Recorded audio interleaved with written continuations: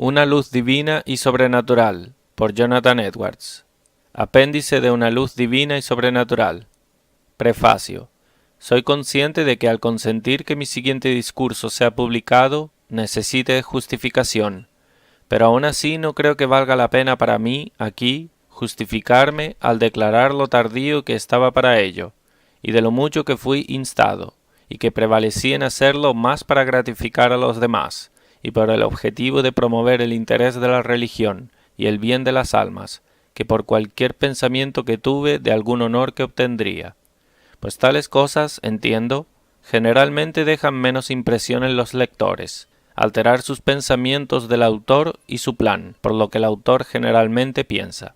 A aquellos cuyo deseo y por quienes principalmente es imprimido este sermón, ya están familiarizados con las circunstancias del tema, y si algún otro resulta que lo ve y piensa que vale la pena leerlo, solo desearé que ellos pongan una construcción tan favorable en mi aparición en forma impresa como puedan, y que lean el siguiente discurso con franqueza y sin prejuicio, o por una idea del atrevimiento y ostentación del autor, o porque el tema está pasado de moda. Cuanto a vosotros, que son el pueblo del rebaño, de los cuales Cristo me ha llamado a supervisar, no tengo motivo para estar celoso de que tendrán algún prejuicio contra este discurso, por alguna de esas consideraciones mencionadas, obstaculizando vuestra debida ponderación y consideración, y albergar adecuadamente las cosas tratadas. Tengo motivo para bendecir a Dios, de que hay una unión más feliz entre nosotros que de algún prejuicio que tendrían contra cualquier cosa mía, porque sea mía. Y aunque este tema esté fuera de moda en el mundo, es sin dudas vuestra felicidad peculiar haber sido instruidos tan a fondo en doctrinas semejantes, aún desde el principio, y se regocijan en ello, que la providencia, en este día de corrupción y confusión, ha echado mi suerte donde tales doctrinas, que considero tanto la vida y gloria del Evangelio, no son sólo reconocidas, sino donde hay tantos en quienes la verdad de ellas es por lo visto tan manifiesta en sus experiencias, que cualquiera que haya tenido la oportunidad de familiarizarse con ellos en tales asuntos que he tenido, debe ser muy razonable que dude de ello. Me es agradable leer discursos sobre tales temas, y de ver tales doctrinas bien tratadas en libros, pero mucho más agradable verlas claramente ejemplificadas. Si lo que se te es ofrecido aquí será un medio más para establecerte en tales verdades, y para hacer a los que están en medio de vosotros que aún permanecen en oscuridad y ceguera espiritual, sensibles de sus miserias, e incitarlos sinceramente a buscar esta iluminación espiritual y divina, y para que sea para el consuelo y edificación de los que han tenido experiencia de ella, tendré gran motivo para regocijarme y ser grato, y deseo tus serias y continuas oraciones por mí, para que pueda ser el instrumento de bastante semejante beneficio para ti, y de gloria a Dios en eso. Jonathan Edwards. Entonces le respondió Jesús: Bienaventurado eres, Simón, hijo de Jonas, porque no te lo reveló carne ni sangre, sino mi Padre que está en los cielos. Mateo 16:17. Cristo dice estas palabras a Pedro, después de profesar su fe en él como el Hijo de Dios. Nuestro Señor estaba indagando a sus discípulos, que los hombres decían quién era él. No que él necesitara ser informado, pero sólo para introducir y dar ocasión a lo que sigue. Ellos responden que algunos dijeron que era Juan el Bautista, y algunos Elías, y otros Jeremías, o uno de los profetas. Mateo 16:14. Cuando dieron así el relato, ¿qué dicen los otros que era él? Cristo les pregunta, ¿quiénes ellos decían que él era? Simón Pedro, quien encontramos ser siempre celoso y atrevido, fue el primero en responder. Él enseguida respondió a la pregunta: Tú eres el Cristo, el Hijo del Dios vivo. Mateo 16:16. Después de esta ocasión, Cristo dice como lo hace a él, y de él en el texto, en el cual podemos observar, primero, que Pedro es declarado bienaventurado por ese motivo. Bienaventurado eres. Eres un hombre feliz, que no eres ignorante de esto, de que soy Cristo, el Hijo del Dios vivo. Eres distintamente feliz. Los demás están ciegos, y tienen comprensiones oscuras e ilusas, puesto que has dado un relato, algunos pensando que soy Elías, y algunos que soy Jeremías, y unos una cosa, y otros otra cosa, pero ninguno de ellos pensando correctamente, todos ellos engañados. Feliz eres tú, que eres tan distinguido como para saber la verdad de este asunto. Segundo, la evidencia de su felicidad declarada, o sea, que Dios, y Él solo, se lo ha revelado. Esto es una evidencia de Él ser bienaventurado. Primero, pues muestra lo peculiarmente favorecido de Dios que Él fue, por encima de los demás. Cuán favorecido eres, que los demás hombres que son sabios y grandes, los escribas, fariseos y dirigentes, y la nación en general, son dejados en oscuridad, para seguir sus propias comprensiones desacertadas, y que tú seas señalado, como si por nombre, que mi Padre Celestial ponga así su amor en ti, Simón Barjonas. Esto aduce que eres bienaventurado, que seas así el objeto del amor distinguido de Dios. Segundo, también demuestra su bienaventuranza, pues da a entender que este conocimiento está por encima de cualquier cosa que carne y sangre pueda revelar. Esto es un conocimiento que mi Padre que está en el cielo solamente puede dar. Es demasiado alto y excelente para que sea comunicado por tales medios como otro conocimiento lo es. Eres bienaventurado, que tú conoces lo que Dios solamente puede enseñarte. El origen de este conocimiento es declarado aquí, tanto negativa como positivamente. Positivamente, puesto que Dios es aquí declarado ser su autor. Negativamente, puesto que es declarado que ni carne ni sangre lo han revelado. Dios es el autor de todo el conocimiento y entendimiento que sea. Él es el autor del conocimiento que es obtenido por aprendizaje humano. Él es el autor de toda prudencia moral y del conocimiento y destreza que los hombres tienen en sus asuntos seculares. Así es dicho de todos en Israel que eran sabios de corazón y hábiles en bordar, que Dios había llenado con un espíritu de sabiduría.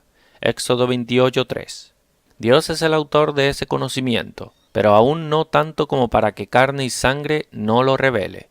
Los hombres mortales son capaces de impartir el conocimiento de artes y ciencias humanas, y destreza en asuntos temporales. Dios es el autor de tal conocimiento por esos medios. Carne y sangre es utilizado por Dios como el medio o su causa secundaria. Él lo transmite por el poder e influencia de medios naturales.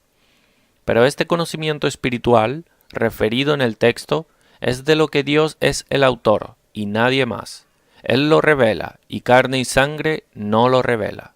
Él imparte este conocimiento inmediatamente, sin utilizar ninguna causa natural intermediaria, como hace en otro conocimiento. Lo que pasó en el discurso anterior llevó naturalmente a Cristo a observar esto, porque sus discípulos le habían estado diciendo cómo los demás no lo conocían. Antes, estaban generalmente equivocados sobre él y divididos y confundidos en sus opiniones acerca de él. Pero Pedro había declarado su fe segura de que él era el Hijo de Dios. Ahora, era natural observar cómo no fue carne y sangre que se lo había revelado, sino Dios.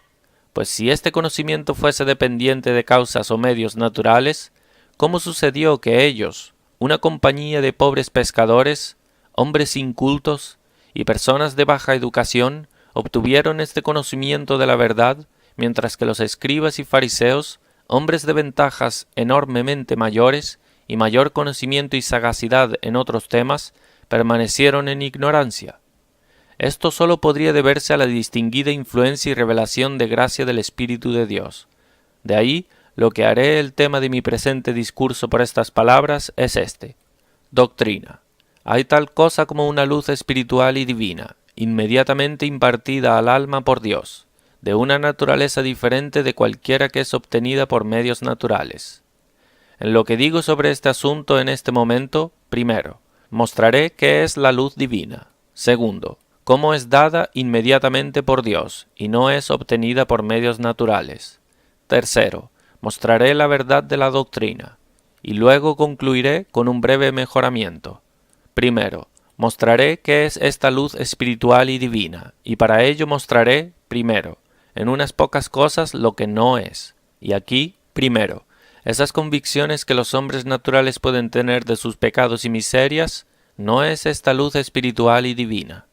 Los hombres, en una condición natural, pueden tener convicciones de la culpa que está en ellos, y de la ira de Dios, y de sus peligros de la venganza divina. Tales convicciones son por luz o sensibilidad de la verdad. Que algunos pecadores tienen una convicción mayor de sus culpas y miserias que otros, es porque algunos tienen más luz, o más comprensión de la verdad que los demás. Y esta luz y convicción puede ser del Espíritu de Dios. El Espíritu convence a los hombres del pecado, pero aún la naturaleza está mucho más involucrada en ello que en la comunicación de esa luz espiritual y divina, de la cual se habla en la doctrina. Es por el Espíritu de Dios solo como asistiendo a los principios naturales, y no como infundiendo algún principio nuevo. La gracia común difiere de la especial, en que influye solo al asistir a la naturaleza, y no al impartir gracia, u otorgar alguna cosa por encima de la naturaleza.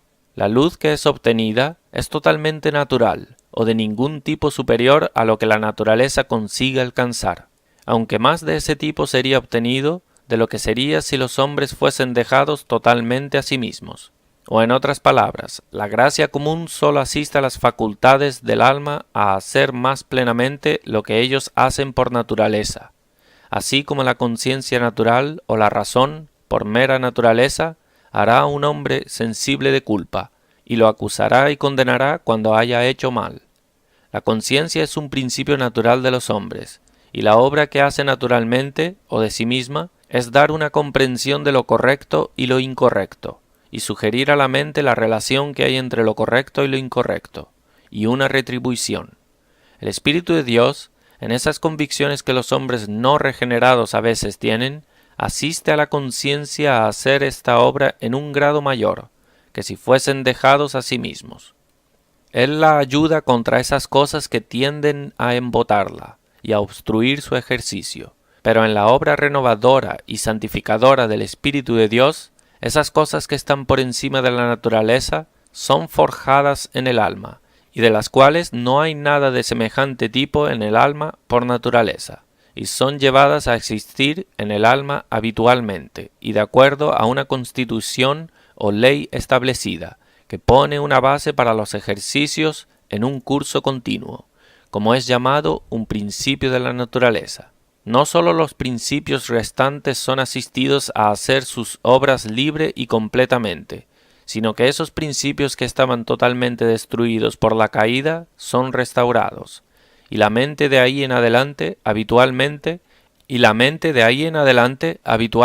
ejerce esos actos que el dominio del pecado los había dejado totalmente destituidos, como un cuerpo muerto está de actos vitales. El Espíritu de Dios actúa en una manera muy diferente en este caso, del que actúa en el otro. Él puede de hecho actuar en la mente de un hombre natural, pero actúa en la mente de un santo como un principio vital interno. Él actúa en la mente de una persona no regenerada como un agente ocasional extrínseco, pues al actuar en ellos él no se une a ellos, pues a pesar de todas sus influencias de las que ellos puedan ser objetos, ellos aún son sensuales, que no tienen al Espíritu. Judas 1:19.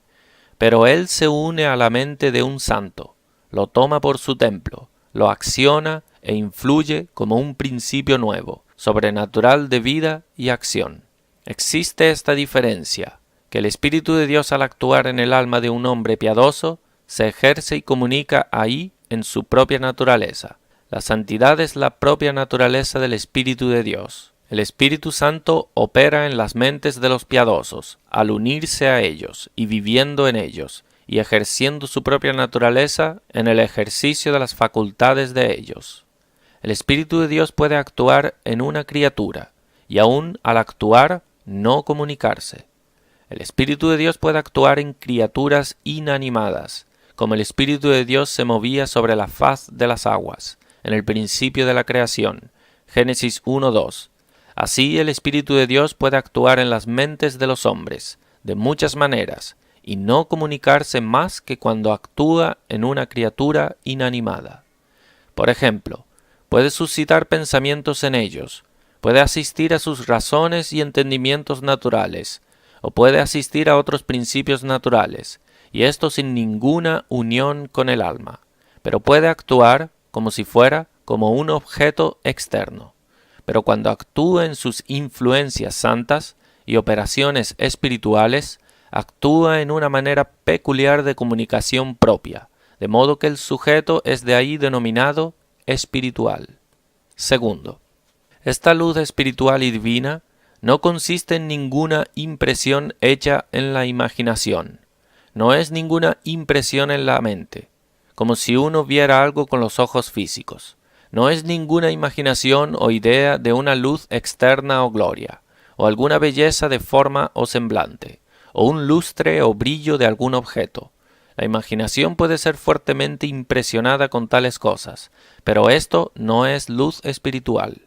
De hecho, cuando la mente tiene una revelación viva de cosas espirituales, y es muy afectada por el poder de luz divina, puede, y probablemente muy comúnmente, afecta mucho a la imaginación, de modo que impresiones de una belleza y brillo externo pueden acompañar a esas revelaciones espirituales.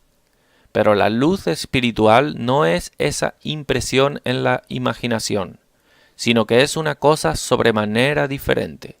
Los hombres naturales pueden tener impresiones vivas en sus imaginaciones.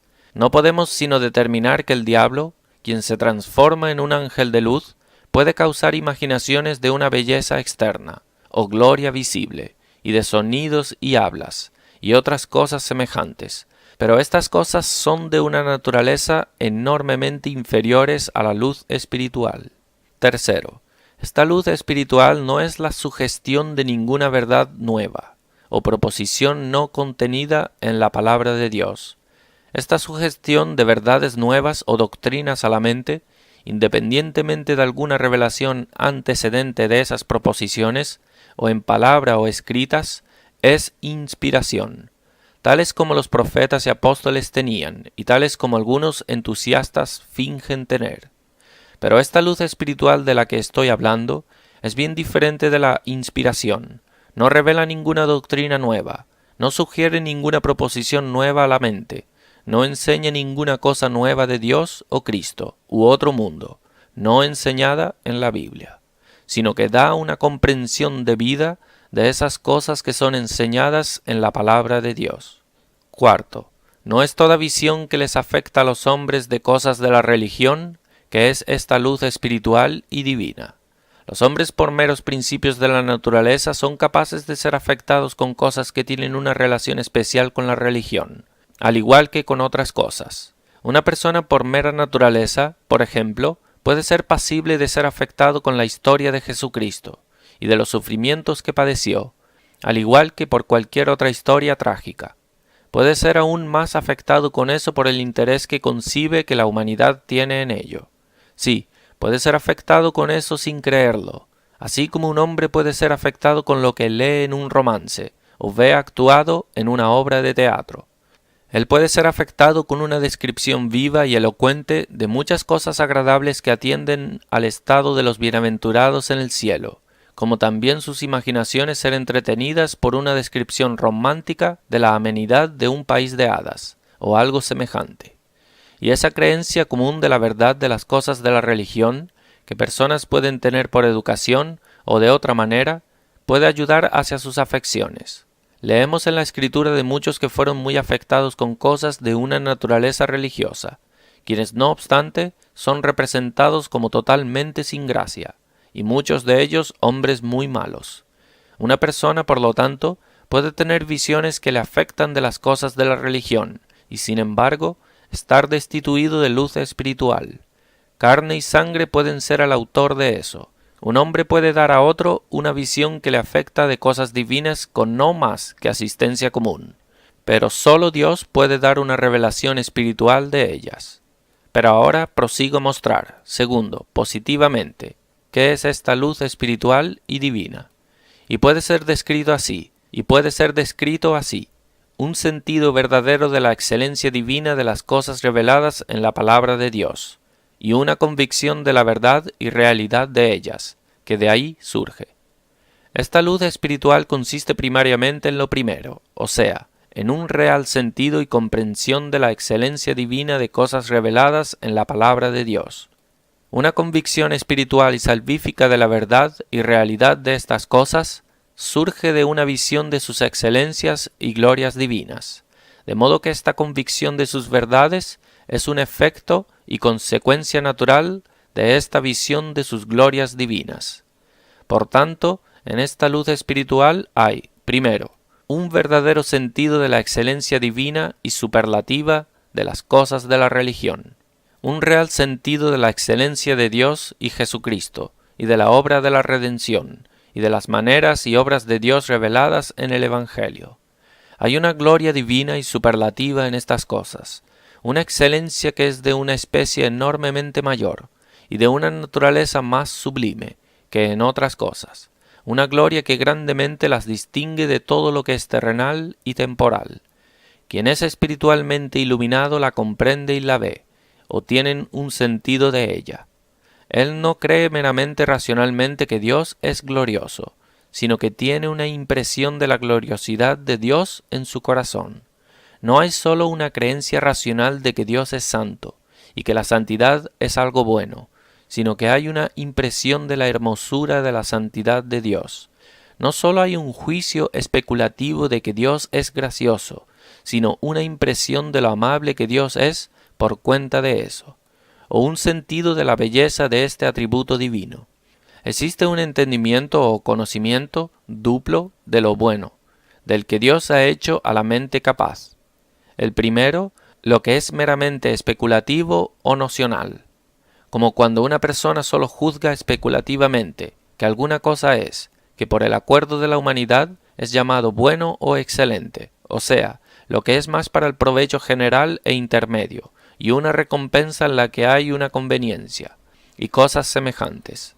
Y el otro es lo que consiste en el sentido del corazón, como cuando hay una sensación de la belleza, amabilidad o dulzura de una cosa, de modo que el corazón es sensible del placer y deleite en la presencia de su idea. En el anterior es ejercida meramente la facultad especulativa, o el entendimiento estrictamente así llamado, o como referido en distinción de la voluntad o disposición del alma. En el posterior, la voluntad o inclinación o el corazón es principalmente concernido. Así, hay una diferencia entre tener una opinión de que Dios es santo y gracioso y tener un sentido de la hermosura y belleza de esa santidad y gracia. Hay una diferencia entre tener un juicio racional de que la miel es dulce y tener una sensación de su dulzura. Un hombre puede tener lo primero, sin saber cómo la miel sabe, pero un hombre no puede tener lo segundo a menos que tenga una idea del sabor de la miel en su mente. Así, hay una diferencia entre creer que una persona es bella y tener una impresión de su belleza. Lo primero puede ser obtenido a oídas, pero lo segundo solo al ver el semblante. Hay una amplia diferencia entre meramente juzgar especulativamente, racionalmente alguna cosa como excelente, y tener una sensación de su dulzura y belleza. Lo primero se basa solo en la cabeza, la especulación solo es concernida en ello, pero el corazón es concernido en lo segundo. Cuando el corazón es sensible de la belleza y amabilidad de una cosa, necesariamente siente placer en la aprehensión. Es implicado, al una persona estar sensible de corazón de la hermosura de una cosa, que su idea le sea dulce y agradable al alma, lo cual es muy diferente de tener una opinión racional de que es excelente. Segundo, surge por este sentido de la excelencia divina de cosas contenidas en la palabra de Dios una convicción de la verdad y realidad de ellas, y eso o indirecta o directamente. Primero, indirectamente, y eso de dos maneras. Primero, al ser por eso removidos los prejuicios que hay en el corazón contra la verdad de cosas divinas, de modo que la mente se vuelve sensible de la fuerza de vida de argumentos racionales de sus verdades. La mente del hombre está naturalmente llena de prejuicios contra la verdad de cosas divinas.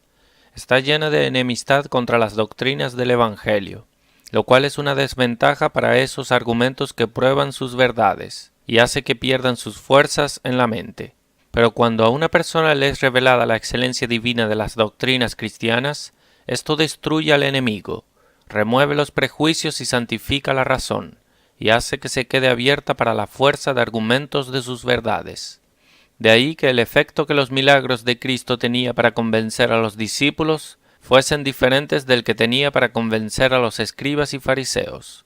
No que aquellos tenían una razón más fuerte, o que tenían sus razones más perfeccionadas, sino que sus razones fue santificada, y esos prejuicios cegadores, bajo los que los escribas y fariseos estaban, fueron removidos por el sentido que tenían de la excelencia de Cristo y su doctrina.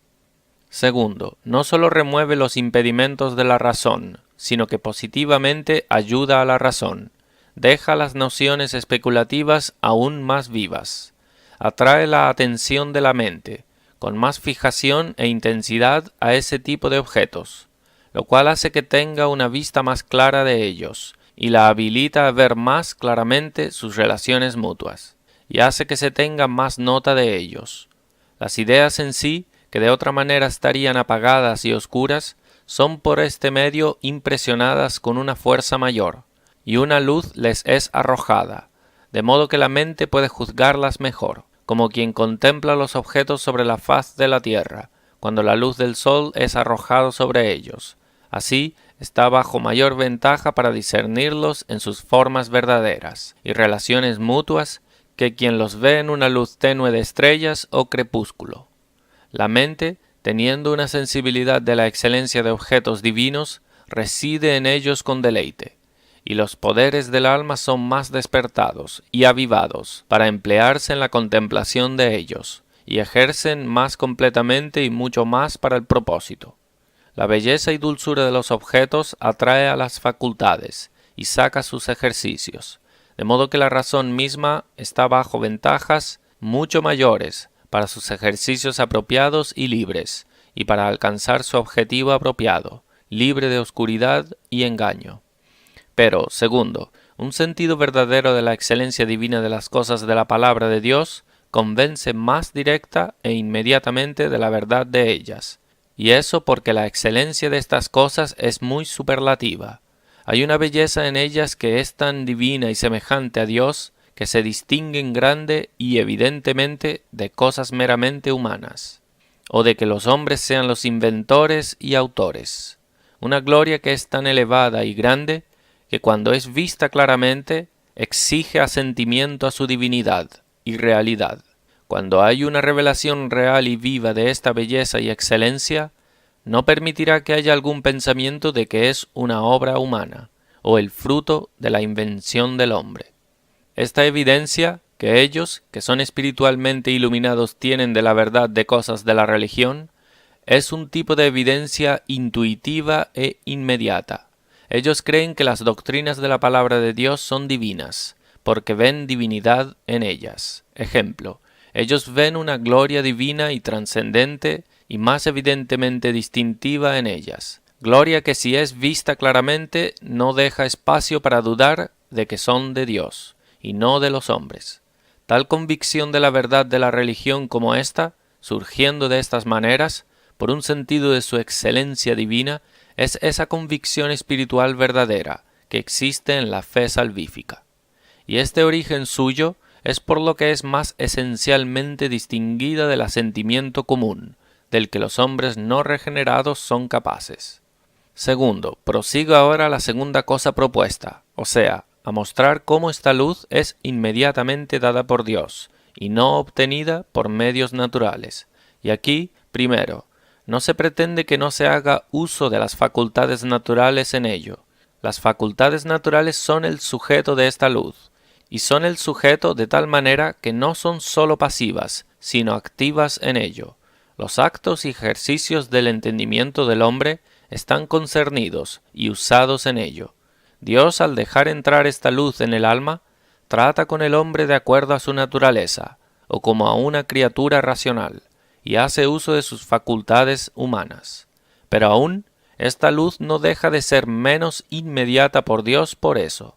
Aunque se haga uso de las facultades, es como el sujeto y no como la causa, y ese actuar de las facultades en ello no es la causa, sino que o es implicado en la cosa en sí, en la luz que es impartida, entre aspas, o es consecuencia de ello, como el uso que hacemos de nuestros ojos al contemplar varios objetos. Cuando el sol sale, no es la causa de la luz que nos revela esos objetos. Segundo, no se pretende que medios externos no tengan ningún papel en este asunto. Como he observado ya, Este asunto no es como en la inspiración, donde nuevas verdades son sugeridas, pues aquí es por esta luz que es solamente dada una comprensión debida de las mismas verdades que están reveladas en la palabra de Dios, y por eso no es dada sin la palabra. El Evangelio es usado en este asunto. Esta luz es la luz del Evangelio glorioso de Cristo, 2 Corintios 4:4. El Evangelio es como un espejo, por el que esta luz nos es transmitida, 2 Corintios 13:12. Ahora vemos por espejo. Pero, tercero, cuando es dicho que esta luz es dada inmediatamente por Dios y no es obtenida por medios naturales, con esto es pretendido que es dada por Dios sin hacer uso de ningún medio que funciona por su propio poder o por una fuerza natural. Dios hace uso de medios, pero no como causas mediadoras para producir este efecto. Realmente no hay ninguna causa secundaria, sino que es producido por Dios inmediatamente.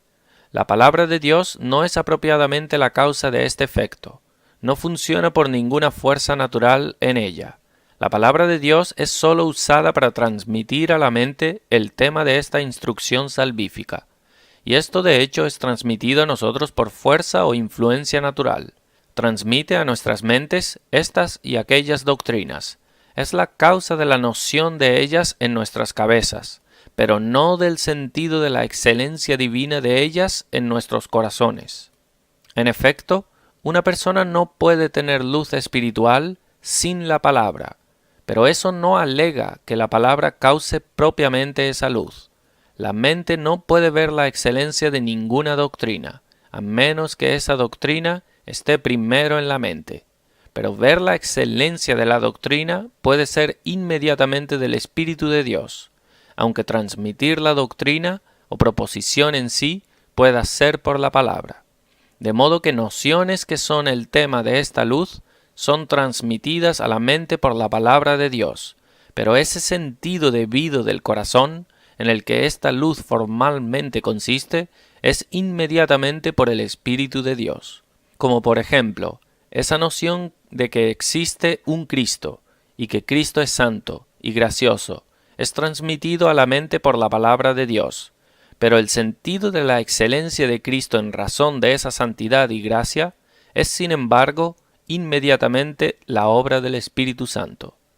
Paso ahora, tercero, a mostrar la verdad de la doctrina, es decir, mostrar que hay tal cosa como esa luz espiritual que ha sido descrita, así inmediatamente dejada entrar en la mente por Dios. Y aquí mostraré brevemente que esta doctrina es tanto bíblica como racional. Primero, es bíblica. Mi texto no solo está lleno para el propósito, sino que es una doctrina que abunda en la Escritura. En ella somos enseñados abundantemente que los santos difieren del impío en esto, que ellos tienen el conocimiento de Dios y una visión de Dios y de Jesucristo. No mencionaré sino unos pocos textos de entre tantos. 1 Juan 3:6. Todo aquel que peca no le ha visto, ni le ha conocido. 3 Juan 11. El que hace lo bueno es de Dios, pero el que hace lo malo no ha visto a Dios. Juan 14:19. El mundo no me verá más, pero vosotros me veréis. Juan 17:3. Y esta es la vida eterna, que te conozcan a ti, el único Dios verdadero, y a Jesucristo, a quien has enviado. Este conocimiento o visión de Dios y Cristo no puede ser un mero conocimiento especulativo, porque es referido como un ver y conocer, en el que ellos difieren de los impíos. Y por estas escrituras no sólo debe haber un conocimiento diferente en grado y circunstancias, y diferente en sus efectos, sino que debe ser enteramente diferente en naturaleza y tipo. Y esta luz y conocimiento es siempre referido como inmediatamente dado por Dios. Mateo 11, 25 al 27. En aquel tiempo, respondiendo Jesús, dijo: Te alabo, Padre, Señor del cielo y de la tierra, porque escondiste estas cosas de los sabios y de los entendidos, y las revelaste a los niños. Sí, Padre, porque así te agradó. Todas las cosas me fueron entregadas por mi Padre, y nadie conoce al Hijo sino el Padre, ni al Padre conoce alguno, sino el Hijo y aquel a quien el Hijo lo quiera revelar. Aquí este efecto es atribuido sólo a la operación arbitraria y don de Dios. otorgando este conocimiento a quien quiera, y distinguiendo a ellos con eso, que tienen la menor ventaja natural o medios para el conocimiento, aun a bebés, cuando se les es negado al sabio y al prudente. Y el impartir este conocimiento de Dios aquí es asignado al Hijo de Dios, como su prerrogativa exclusiva. Y de nuevo, 2 Corintios 4:6. Porque Dios, que me mandó que de las tinieblas resplandeciese la luz, es el que resplandeció en nuestros corazones, para iluminación del conocimiento de la gloria de Dios en la faz de Jesucristo.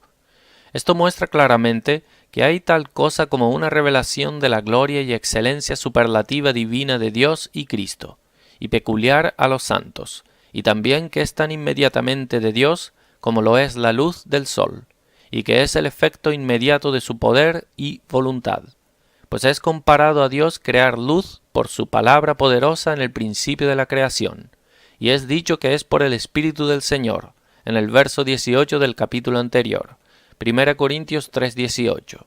Dios es referido como quien da el conocimiento de Cristo en la conversión, el cual antes estaba escondido e invisible, en ese lugar. Gálatas 1:15-16. Pero cuando agradó a Dios, que me apartó desde el vientre de mi madre, y me llamó por su gracia, revelar a su Hijo en mí. La Escritura también habla claramente de tal conocimiento de la palabra de Dios, como ha sido descrita, como el don inmediato de Dios. Salmo 119:18. Abre mis ojos, y miraré las maravillas de tu ley. ¿Qué podría querer decir el salmista cuando suplicó a Dios que le abriese sus ojos? ¿Estaba ciego? ¿No podía recurrir a la ley y ver cada palabra y frase cuando le agradase? ¿Y qué podría querer decir por esas palabras, las maravillas? ¿Eran las historias maravillosas de la creación y el diluvio y la travesía de Israel por el Mar Rojo y cosas semejantes? ¿No podía abrir sus ojos para leer estas cosas curiosas cuando quisiese? No hay duda de que por las maravillas de la ley de Dios se refería a esas distinguidas excelencias maravillosas y manifestaciones maravillosas de las perfecciones divinas y gloria que había en los mandamientos y doctrinas de la palabra, y esas obras y consejos de Dios que fueron revelados ahí. Entonces, la Escritura habla de un conocimiento de la dispensación de Dios y alianza de misericordia, y camino de gracia hacia su pueblo, peculiar a los santos, y dado solo por Dios. Salmo 25:14. La comunión íntima de Jehová es con los que le temen, y a ellos hará conocer su pacto. Y que una verdad y creencia salvífica de la verdad de la religión es lo que surge de tal revelación, es también lo que la Escritura enseña, como Juan 6:40. Y esta es la voluntad del que me ha enviado, que todo aquel que vea al Hijo y cree en Él, tenga vida eterna, donde es claro que una fe verdadera es lo que surge de una visión espiritual de Cristo. Y Juan 17, del 6 al 8. He manifestado tu nombre a los hombres que del mundo me diste. Tuyos eran, y me los diste, y han guardado tu palabra. Ahora han conocido que todas las cosas que me has dado proceden de ti, porque las palabras que me diste les he dado, y ellos las recibieron, y han conocido verdaderamente que salí de ti, y han creído que tú me enviaste, donde manifestando el nombre de Dios a los discípulos, o dándoles el conocimiento de Dios, era por lo que conocían que la doctrina de Dios era de Dios, y que Cristo mismo era de Él, procedía de Él, y era enviado por Él. De nuevo, Juan 12, del 44 al 46. Jesús clamó y dijo: El que cree en mí, no cree en mí, sino en el que me envió, y el que me ve, ve al que me envió. Yo, la luz, he venido al mundo, para que todo aquel que cree en mí no permanezca en tinieblas. El creer de ellos en Cristo y verlo espiritualmente es hablado como yendo en paralelo. Cristo condena a los judíos de que no conocían que Él era el Mesías y que su doctrina era verdadera, por un paladar y saboreo distinguido interno de lo que era divino, en Lucas 12, del 56 al 57. Él, habiendo condenado a los judíos ahí, que aunque conseguían discernir el aspecto del cielo y de la tierra, y señales del tiempo, no obstante no conseguían discernir esos tiempos, o como es expresado en Mateo, las señales de esos tiempos, Mateo 16:3. Él añade: ¿Y por qué no juzgáis por vosotros mismos lo que es justo?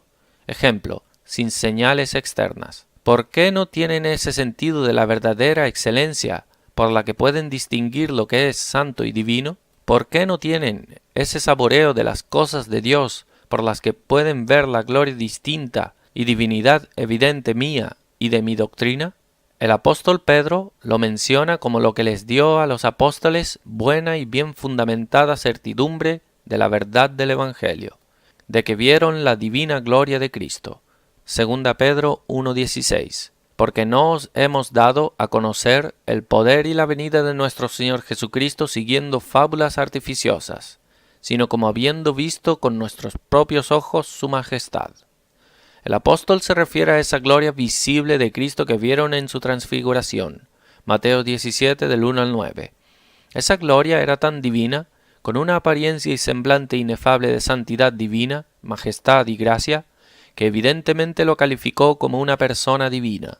Pero si una visión de gloria externa de Cristo pudiese dar una certidumbre racional de su divinidad, ¿por qué no haría también lo mismo una comprensión de su gloria divina? Sin duda que la gloria espiritual de Cristo es en sí tan distinta y tan claramente muestra su divinidad como su gloria externa, y muchísimo más, pues su gloria espiritual es en lo que su divinidad consiste, y la gloria externa de su transfiguración mostraba que Él era divino, sólo porque era una imagen extraordinaria o representación de esa gloria espiritual.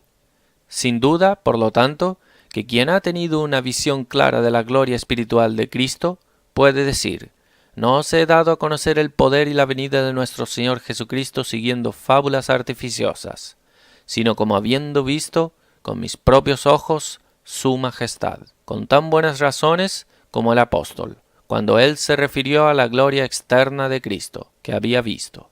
Pero esto me lleva a lo que fue propuesto después, o sea, a mostrar que, segundo, esta doctrina es racional. Primero, es racional suponer que hay realmente tal excelencia de cosas divinas, que es tan trascendente y sobremanera diferente de lo que hay en otras cosas, que si fuera vista, las distinguiría más que evidentemente. No hay como dudar racionalmente que las cosas que son divinas, que pertenecen al Ser Supremo, son enormemente diferentes de las cosas que son humanas, de que hay esa semejanza a Dios, una excelencia alta y gloriosa en ellas, que se diferencian lo más notablemente de las cosas que son de los hombres, al grado de que si la diferencia fuese vista, tendría una influencia convincente, satisfactoria sobre cualquier uno, de que son lo que son, a saber, divinas. ¿Qué razón puede ser ofrecida contra eso? A menos que argumentemos que Dios no es notablemente distinguido en gloria de los hombres. Si Cristo ahora apareciese a alguien, como hizo en el monte de su transfiguración, o si apareciese al mundo en la gloria en la que ahora aparece en el cielo, como hará en el día del juicio, sin duda, la gloria y majestad en la que aparecería sería tal que satisfaría a todo el mundo, de que era una persona divina, y que la religión era verdadera, y sería lo más razonable, y convicción bien fundamentada también. ¿Y por qué no habrá ese sello de divinidad o gloria divina en la palabra de Dios, en el esquema y doctrina del Evangelio, que de manera semejante es distinguida e igual de racionalmente convincente, siempre y cuando sea vista? Es racional suponer que cuando Dios habla al mundo, haya algo en su palabra o habla enormemente diferente de la palabra de los hombres. Suponiendo que Dios nunca ha hablado al mundo, pero nos damos cuenta de que estaba a punto de hacerlo, de que estaba a punto de revelarse del cielo y hablarnos inmediatamente en hablas o discursos divinos, como si fuera de su propia boca, o que nos diese un libro de su propio dictado, ¿según qué manera deberíamos esperar que nos hable? ¿No sería racional suponer que su habla sería sobremanera diferente del habla de los hombres, que hablase como un Dios, es decir, que haya tal excelencia y sublimidad en su habla o palabra, tal sello de sabiduría, santidad, majestad y otras perfecciones divinas, que la palabra de los hombres, sí, del más sabio de los hombres, habría de aparecer mezquina y baja en comparación? Sin duda que sería racional pensar en esperar esto, e irracional pensar lo contrario. Cuando un hombre sabio habla en el ejercicio de su sabiduría, hay algo en todo lo que dice que es muy distinto del habla de un niño pequeño. Así, sin duda, y mucho más, es el habla de Dios, si es que existe tal cosa como el habla de Dios, entre paréntesis, distinto de los hombres más sabios, de acuerdo con Jeremías 23, del 28 al 29. Dios, habiendo reprobado ahí a los falsos profetas que profetizaron en su nombre, cuando en realidad eran las propias palabras de ellos, dice: el profeta que tuviere un sueño, cuente el sueño, y aquel a quien fuere mi palabra, cuente mi palabra verdadera. ¿Qué tiene que ver la paja con el trigo? Dice Jehová. ¿No es mi palabra como fuego? Dice Jehová, y como martillo que quebranta la piedra. Segundo, si hay tal cosa como una excelencia distinguida en cosas divinas, es racional suponer que se pueda ver. ¿Qué impediría que no pueda verse? No es un argumento que no hay tal cosa como una excelencia distinguida, o que, si hay, que no pueda verse, que algunos no la ven, aunque haya hombres de discernimiento en asuntos temporales. No es racional suponer que quienes cuyas mentes están llenas de contaminación espiritual y bajo el poder de pasiones inmundas, tengan algún gusto o sentido de belleza divina o excelencia, o que sus mentes sean sensibles de esa luz que es en su propia naturaleza tan pura y celestial.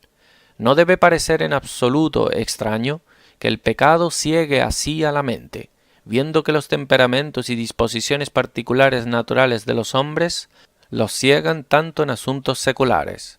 Tercero, es racional suponer que este conocimiento sea dado inmediatamente por Dios, y no ser obtenido por medios naturales, por cuenta de que parecería irracional que haya alguna comunicación inmediata entre Dios y la criatura.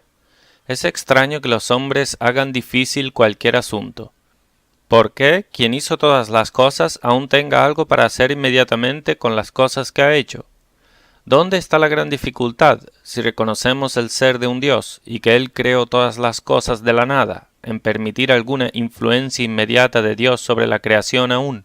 Y si es razonable suponerlo con respecto a cualquier parte de la creación, es especialmente así con respecto a criaturas razonables inteligentes, quienes están al lado de Dios en la gradación de órdenes diferentes de seres, y cuyo asunto es más inmediatamente con Dios, quienes fueron hechos a propósito para esos ejercicios que respectan a Dios, y en que tienen que ver con Dios de más cerca, pues la razón enseña que el hombre fue hecho para servir y glorificar a su Creador.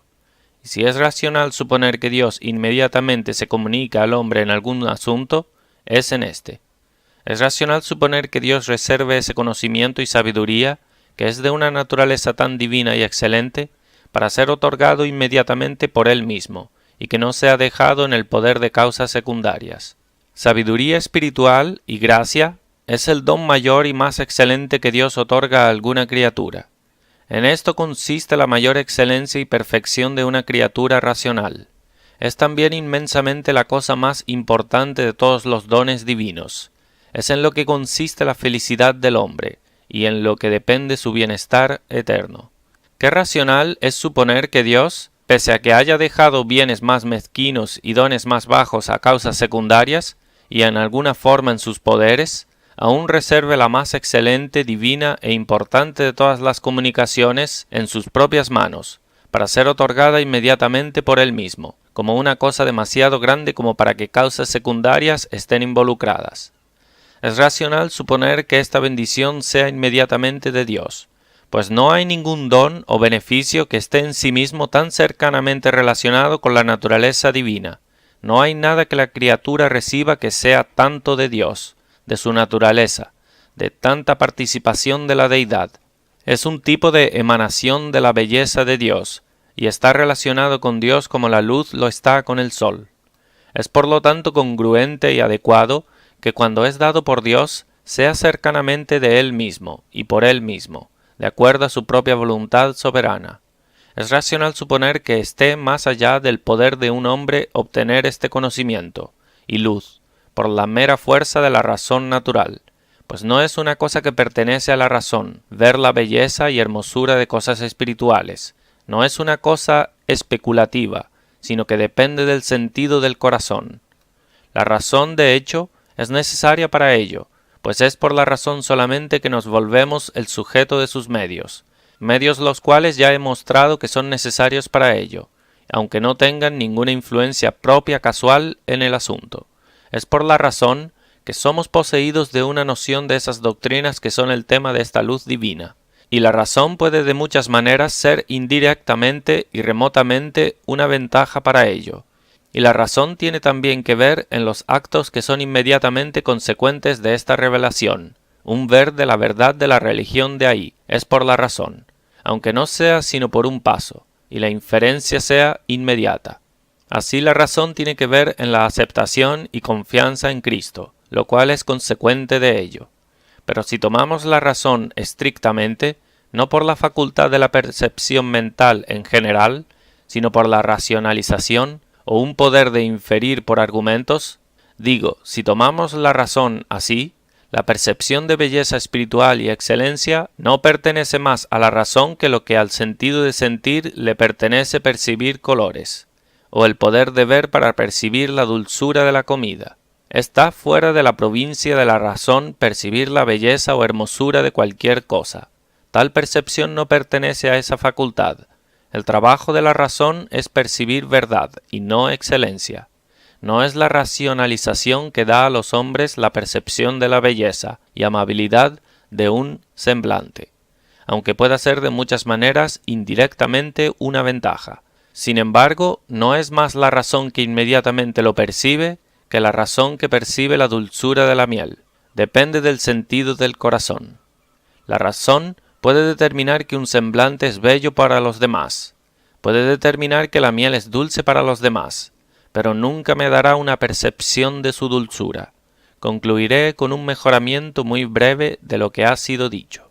Primero, esta doctrina puede llevarnos a reflexionar sobre la bondad de Dios, que la ha ordenado, que una evidencia salvífica de la verdad del Evangelio es tal que es alcanzable por personas de capacidades y ventajas mezquinas, como también por los que son de las mejores partes y aprendizajes. Si la evidencia del Evangelio dependiese sólo de la historia, y de tales raciocinios como de los que los hombres cultos sólo son capaces, estaría por encima del alcance de la mayor parte de la humanidad. Pero las personas, con sólo un grado ordinario de conocimiento, son capaces, sin un hilo largo y sutil de raciocinio, de ver la excelencia divina de las cosas de la religión. Son capaces de ser enseñados por el Espíritu de Dios, al igual que los hombres cultos. La evidencia de que es de esta manera obtenida es enormemente mejor y más satisfactoria que toda la que puede ser obtenida por los argumentos de los que son más cultos y mayores maestros de la razón. Y bebés son tan capaces de conocer estas cosas como el sabio y prudente, y ellos son a menudo escondidos de estos, cuando les son reveladas a aquellos. 1 Corintios 1, 26, 27. Pues mirad, hermanos, vuestra vocación, que no sois muchos sabios según la carne, ni muchos poderosos, ni muchos nobles, sino que lo necio del mundo escogió Dios, para avergonzar a los sabios, y lo débil del mundo escogió Dios. Segundo, esta doctrina bien puede ponernos a examinarnos, si ya hemos tenido su luz divina, que ha sido descrita, dejada entrar en nuestras almas. Si hay tal cosa en realidad, y no es sólo una noción o fantasía de personas de sesos débiles y perturbados, entonces, sin duda, es una cosa de gran importancia, si hemos sido así enseñados por el Espíritu de Dios, si la luz del glorioso Evangelio de Cristo, quien es la imagen de Dios, ha brillado en nosotros, nos dando la luz del conocimiento de la gloria de Dios en el rostro de Jesucristo, si hemos visto al Hijo y creído en Él, o tenido esa fe de las doctrinas del Evangelio que surge por una visión espiritual de Cristo. Tercero, de ahí todos pueden ser exhortados a buscar fervorosamente esta luz espiritual. Las siguientes cosas pueden ser consideradas para influir y movernos a ello. Primero, esta es la más excelente sabiduría divina, de la que alguna criatura es capaz. Es más excelente que cualquier aprendizaje humano. Es mucho más excelente que todo el conocimiento de los mayores filósofos o estadistas. Sí, el menor vislumbre de la gloria de Dios en el rostro de Cristo exalta y ennoblece más al alma que todo el conocimiento de los que tienen el mayor entendimiento especulativo en divinidad sin gracia. Este conocimiento tiene el mayor objeto que hay, o puede haber, a saber, la gloria divina y excelencia de Dios y Cristo. El conocimiento de estos objetos es en lo que consiste el conocimiento más excelente de los ángeles, sí, de Dios mismo. Segundo, Este conocimiento es lo que es por encima de todo lo demás dulce y alegre. Los hombres tienen mucho placer en el conocimiento humano, en estudios de cosas naturales, pero esto no es nada comparado con esa alegría que surge por esta luz divina brillando en el alma. Esta luz da una visión de esas cosas que son inmensamente lo más exquisitamente bellas, y capaces de deleitar el ojo del entendimiento. Esta luz espiritual es el amanecer de la luz de gloria en el corazón. No hay nada tan poderoso como esto para ayudar a personas en aflicción y dar a la mente paz y brillo en el mundo tormentoso y oscuro. Tercero, esta luz es tal que influye eficazmente la inclinación y cambia la naturaleza del alma, asemeja la naturaleza a la naturaleza divina y cambia el alma en una imagen de la misma gloria que es contemplada. 2 Corintios 3:18. Por tanto, nosotros todos, mirando a cara descubierta como en un espejo la gloria del Señor, somos transformados de gloria en la misma imagen, como por el Espíritu del Señor. Este conocimiento apartará del mundo y levantará la inclinación a cosas celestiales. Convertirá el corazón a Dios como la fuente del bien y a elegirlo por la única porción. Esta luz, y esta solamente, llevará al alma a una unión salvífica con Cristo, conforma el corazón al Evangelio, mortifica su enemistad y oposición contra el esquema de la salvación revelado, hace que el corazón abrace las noticias alegres y se adhiera enteramente a ellas, y consienta la revelación de Cristo como nuestro Salvador, hace que toda el alma concuerde y sintonice con ello, admitiéndolo con todo crédito y respeto, aferrándose con completa inclinación y afección, y dispone eficazmente el alma a entregarse enteramente a Cristo. Cuarto, esta luz, y esta sola, tiene su fruto en una santidad de vida universal, no meramente un entendimiento nocional o especulativo de las doctrinas de la religión, jamás llevará a esto, pero esta luz, así que alcanza el fondo de nuestro corazón y cambia la naturaleza, la dispondrá eficazmente a una obediencia universal. Muestra la dignidad de Dios de ser obedecido y servido. Atrae el corazón en un amor sincero a Dios, el cual es el único principio de una obediencia verdadera, graciosa y universal, y convence de la realidad de esos galardones gloriosos que Dios ha prometido a los que le obedecen.